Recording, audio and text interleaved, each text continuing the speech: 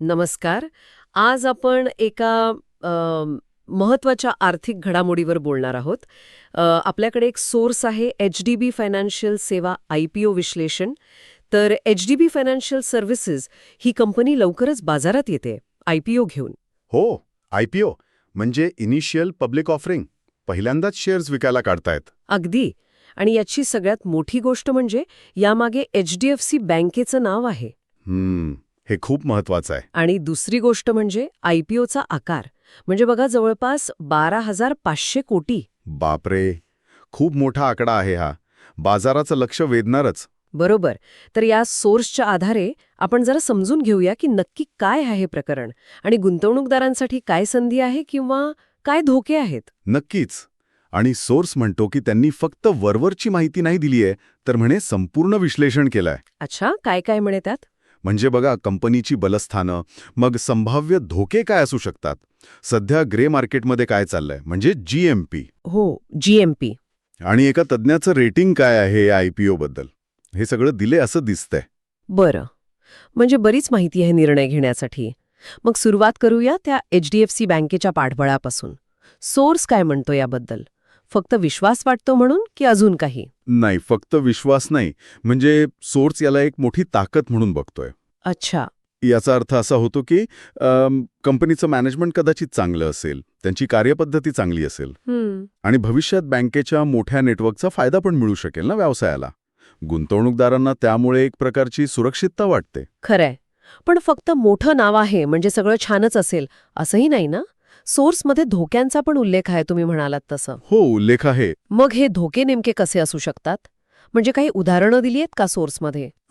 सोर्समध्ये फक्त धोके आहेत असं म्हटलंय. नेमके कोणते याचा तपशील दिलेला नाहीये या विश्लेषणात. अच्छा. पण आपण जर सर्वसाधारणपणे विचार केला तर HDFC सारख्या ज्या NBFCs असतात ना, हो, नॉन बँकिंग फायनान्स कंपनी. बरोबर, तर त्यांना मालमत्तेच्या गुणवत्तेचं म्हणजे ॲसेट क्वालिटीचं आव्हान असतं नेहमी. बाजारात व्याजदर बदलले की त्याचा परिणाम होतो. आणि स्पर्धा तर आहेच की ह्या क्षेत्रात. तर या गोष्टींचा विचार करावा लागतो.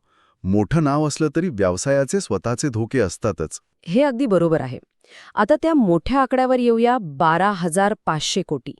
इतका मोठा IPO, याचा बाजारासाठी काय अर्थ असतो? काही खास सिग्नल आहे का हा? एवढा मोठा आकार म्हणजे कंपनीला खूप भांडवलाची गरज आहे, हे स्पष्ट आहे. कदाचित व्यवसाय वाढवण्यासाठी असेल, किंवा कर्ज फेडण्यासाठी. हो, तेही असू शकतं. बाजारातून एवढा मोठा निधी उभा करण्याची क्षमता कंपनी दाखवतीये, हे तसं सकारात्मकच मानलं जातं. पण त्याचवेळी एवढ्या मोठ्या इशूला बाजार कसा प्रतिसाद देतो हे बघणं पण महत्वाचं ठरतं.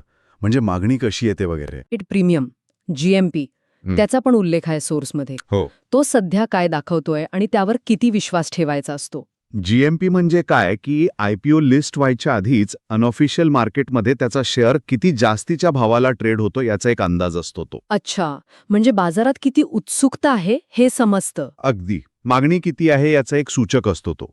सोर्समध्ये उल्लेख आहे त्याचा, पण त्यावर अवलंबून राहून गुंतवणुकीचा निर्णय घेणं ते जरा धोकादायक असू शकतं. का? कारण GMP खूप अस्थिर असतो. आज काहीतरी भाव असेल, लिस्टिंगच्या दिवशी चित्र वेगळं असू शकतं. तो फक्त एक तात्पुरता संकेत समजावा. बरं, हे महत्वाचं आहे. आणि मग शेवटचा मुद्दा म्हणजे तज्ज्ञांचं मानांकन, एक्सपर्ट रेटिंग. हो, सोर्समध्ये 4 स्टार रेटिंग दिले म्हणे. याचा काय अर्थ घ्यायचा? 4 स्टार रेटिंग म्हणजे ज्यांनी विश्लेषण केलंय त्या तज्ज्ञांच्या मते हा IPO चांगला आहे. म्हणजे अबोव्ह ॲव्हरेज म्हणू शकतो आपण. हे तर सकारात्मक आहे. नक्कीच.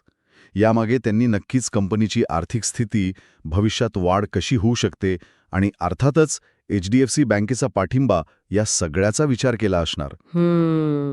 पण एक गोष्ट लक्षात ठेवायला हवी की हे फक्त एका तज्ज्ञाचं मत आहे. प्रत्येक तज्ज्ञाचं मत सारखंच असेल असं नाही. वेगवेगळी मतं असू शकतात. बरोबर. म्हणजे एकंदरीत या सोर्समधनं आपल्याला काय दिसतंय?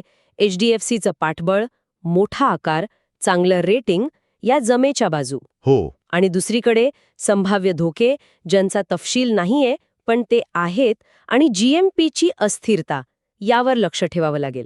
अगदी बरोबर पकडले तुम्ही. हा सोर्स आपल्याला एका बाजूला मोठी संधी दाखवतोय, पण त्याचवेळी सावधानतेचा इशारा पण देतोय. म्हणजे उत्साह असला तरी? हो, HDFCचे नाव आणि सुरुवातीचं रेटिंग यामुळे उत्साह नक्कीच आहे बाजारात. पण NBFC क्षेत्रातली आव्हानं आणि बाजारात कधीही होणारी उलथापालथ हे विसरून चालणार नाही. थोडक्यात हा सोर्स माहितीपूर्ण आहे नक्कीच. निर्णय घ्यायला एक चांगली दिशा देतो. यातले मुद्दे बघून गुंतवणूकदार अजून खोलात जाऊन अभ्यास करू शकतात. हो, नक्कीच. आणि जाता जाता एक विचार मनात येतोय काय? की केवळ मोठं नाव आहे मागे आणि सुरुवातीला रेटिंग चांगलं मिळालंय एवढं बघूनच गुंतवणुकीचा निर्णय घेणं कितपत योग्य आहे. म्हणजे कंपनीचे स्वतःचे फंडामेंटल्स कसे आहेत, तिचे भविष्यातले प्लॅन्स काय आहेत, एकूण आर्थिक परिस्थिती कशी आहे, याचा सखोल अभ्यास करणं जास्त महत्त्वाचं नाही का? यावर प्रत्येकाने विचार करायला हवा असं मला वाटतं.